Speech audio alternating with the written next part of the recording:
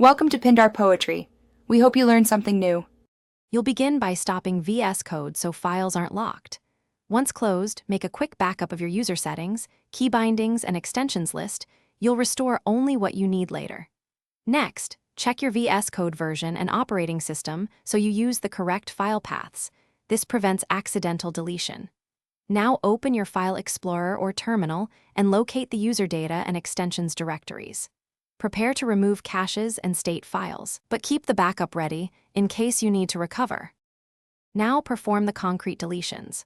Navigate to the user data directory and remove cache, workspace storage, and state folders to clear corrupted session data.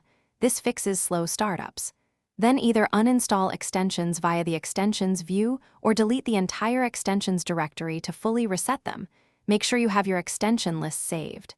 Next, remove global JSON files like settings, JSON, and key bindings. JSON if you want a factory reset. Finally, clear the application. Once deletions are complete, restart VS Code and verify you see default settings and no lingering extensions. If you want specific preferences back, restore only the settings and key bindings files you trust and reinstall needed extensions from your saved list. Make sure to test common workflows to confirm performance and behavior. If something goes wrong, open Developer Tools and inspect the console and output panels for errors. If an error references a path or permission, adjust file permissions or repeat the cleanup on that folder and restart.